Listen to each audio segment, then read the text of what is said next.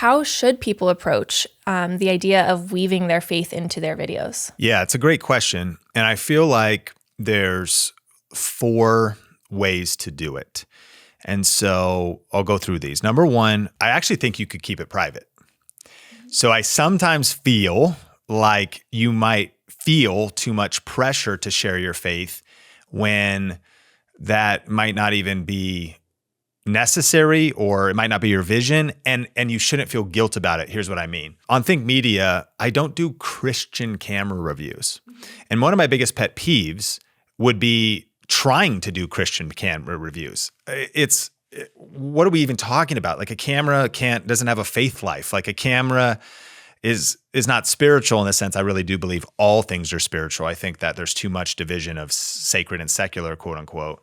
But no doubt about it, every Christian needs to be following the Great Commission if they believe the Bible. And so they should share their faith, but you don't have to force your faith into your business or your content. And again, if you were doing JavaScript coding videos, like, just be brief, be bright, be fun to be done, and do that. And then realize that, our opportunity to share our faith, maybe we're like, I need to share my faith on YouTube, but you're just not even doing it in your everyday life, friends, family, being a good neighbor. So I think I want to empower people that they don't have to feel the pressure to feel their faith. And then just, Francis Schaeffer said, at all times, share the gospel, and if necessary, use words. I think there is something just about being salt and light, your kindness, your joy. Now, I know that theologians and ministers would say, but of course the gospel needs to be preached. I agree, but what's the context? What's the the vibe in the room? And unfortunately, maybe your way of sharing it is in your bio on your about page. Maybe you include a Bible verse on your about page or something. And that's it. It's kind of like a subtle, like, I know at In-N-Out for a while, they had Bible verses on their, they weren't like preaching to you while you were checking out with your animal style fries. But I subtly was like, I identify with this brand because of that Bible verse. It's such a simple thing, and that means so much to people. Yeah. So I think you could be subtle, not overt, not, and weave some things in, but hopefully more than anything. And I think what we need globally, but especially in America, is, I think Christianity kind of needs a rebrand. I think that sometimes we can be known so much for what we're for. So much for what we're against, more than what we're for. Like, we just are more about picketing as opposed to really shining a bright light in terms of how we love, how we have kindness, how we treat others, just our style. Over the years, I have gotten some feedback. We've gotten a lot louder about Christianity lately, but some people were like, I always kind of thought that maybe Sean was a Christian. Sometimes my friend Mike Signorelli sometimes I was like, man, he was talking to YouTube, and I felt like there was like an anointing. That was his way of saying it. And so I think you could just be talking YouTube, talking business, doing your art. That's one option. And that's for between you and God. Pray about it. Okay. So the second level, I think the second level is to incorporate your faith like a Dave Ramsey or a John Maxwell, 2 heroes of mine. And so what I love about Dave Ramsey and John Maxwell, Dave Ramsey, is he a minister? No, he teaches personal finance. Is John Maxwell a minister? No, he teaches leadership. Now, actually, all Christians are supposed to be ministers, but they have a particular skill, a particular niche, a particular thing they got known for. And I think that this is kind of the ultimate media opportunity, in my opinion. There's a proverb that says, if you see someone skilled at what they do, they'll serve before kings, not common people. And it talks about that if you develop a skill, an actual excellence, an actual results in an area, that, number 1, is where subscribers come from. That, number 2, is where revenue comes from. The key ingredient of success in business is actual results and excellence. It's not theory. It's not your spiritual feelings. It's not how much you prayed. It's, can you deliver a result and solve a problem? And Dave is getting massive people out of debt. He's helping people in entree leadership. John Maxwell, known as one of the greatest leadership teachers, maybe best-selling leadership author. So they had to develop skill in their craft, but both of these individuals are really known for weaving their faith in subtly into their books, overtly through maybe sharing Bible verses, universally sharing those to just add value to people of all different backgrounds, but also then at times even giving gospel presentations. John Maxwell is especially known for this, whether eventually at like a seminar, a conference he does, maybe in a book, maybe in a chapter at the end of the book. So that's the incorporate. And that would mean be great, get really good at the thing you do, and then weave it in. And saying those examples, maybe some of our listeners would know, they could see how much of heroes those guys are. I believe, like John Maxwell does, the Bible is the greatest success book of all time. And therefore, he has referenced one day, a guy came up to him after he had taught on leadership all day. The listener was blown away. Like, this is crazy. It's a whole different approach. I see how powerful this would be, how good of a culture this would build, how much more this would lead to revenue and impact. And he came up to John after a session. He was like, John, I'm curious, like, where'd you get all this stuff? It's different.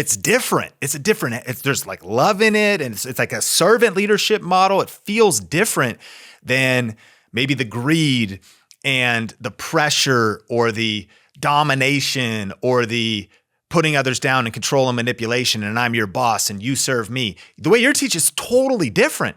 John, where did you get all this stuff? And he goes, if I tell you, I don't think you're going to like the answer. You still want to know? And the guy said, John, of course I want to know. And he goes, I got all of it from the Bible. And he goes, man, you're right. I didn't want to know. Because he's like, a lot of times people don't want religion or whatever to come into it. But I think that you now have seen that over the years and the impact that can make. So that's my preference out of the 4 options. But let's go to number 3. So you could keep it private, number 1, or just, it's not the platform you have to force it into. You could choose to incorporate it, pray about it. 3, you could start a second channel or a second show. And so a good example of this is my friend Rory Vaden. And so he's a Christian. He has what's called Brand Builders. We'll link to a couple episodes. He's got some banger episodes on the Think Media podcast about choosing a name for your channel or your brand or your book. That one's pretty legendary. And Brand Builders, this company, helps people build their personal brands, monetize their personal brands, cool stuff. And I would say that similar, maybe not even as much as a John or a Dave. Like, he's solving a problem. It's a business that solves problems for a profit. But then also, what he did was he launched a new podcast that I think was also not even ongoing. I think it's called like Eternal Life, 7 questions every skeptic should know or answer about Jesus. And I think he did like 7 episodes, and it was kind of his way of his passion for his faith, his passion for the historical fact of Jesus and the resurrection, these details, and wanted to put that out there. And I'm on his email list. I got an email that I think was an all list send about, hey, if you're interested in this, and maybe we've built some kind of a connection, you could go check this out.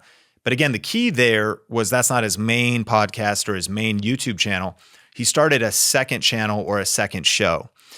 To take a small side quest here, what I would encourage listeners to do, though, is that sometimes if you're a Christian content creator and you're like, I want to, really share my faith and I want to do all things all right now, I think that we always warn people, the side quest is be careful starting a second channel or show too soon.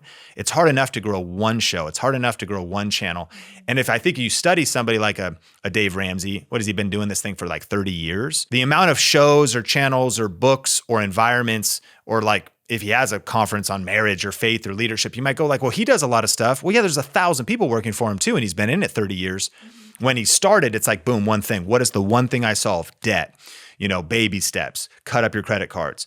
So maybe now's the time for you to go, oh, wow, I'm already doing the one thing. And I don't want to like Jesus juke people and like force my faith. Like, hey, which is better, the Canon R50 or the Sony ZV-E10? Before we get there, have you met Jesus? That's like a Jesus juke. You know what I mean? Like, you're just like, what are we talking about? Like, respect, the viewer. What are they there for? But if they start a second show and you just let people know, hey, by the way, I know this is a little bit off brand for me, maybe it's a little bit different, but I have a separate show that you can check out, and Rory has done that, and others have done that as well. You maybe have your business channel, maybe you start going personal vlog, personal channel, but just be careful about when you do it, because it's hard enough to grow one business, hard enough to grow one channel. You could then grow the second channel. And then if you have any follow-up questions on these, let me just hit number 4. Number 4 would then be to go all in with Christian content. And what I mean is that it's obvious it's Christian content. So in this case, there's many listening to this right now that know they want to do a Bible study channel, or what does faith and motherhood look like? Maybe it's apologetics, how do we defend the faith, or how can we trust the Bible itself? Why is it reliable? What are our different sources for that information? Theology, or different things like that. We're right up front. Even maybe it's business, but it's like clearly, it's like faith in business. And so you just kind of go really overt. Listen, I think all four of these are great. I think it's about, and you might also shift through these in your career, if you will, but you could keep it private. And I think that one probably gets too much stigma. It's not even that you keep it private. It's just that you don't force it on something it's not practically involved. You can incorporate it. You can start a second channel to do it, or you could just go all in. And then that's also great. People know exactly what they're getting. And you're kind of at that point, maybe also deciding this channel is maybe to serve Christians and grow in their faith versus maybe reach people who don't know God or are exploring Christianity for the first time. So trying to figure out kind of where you fit in. If you enjoyed this podcast and are ready for some deep dive YouTube strategy, just go to thinkmasterclass.com to get access to my 1 hour on-demand YouTube strategy class. You'll be looking over my shoulder as I share my best tips, and you can watch it on demand right now at thinkmasterclass.com.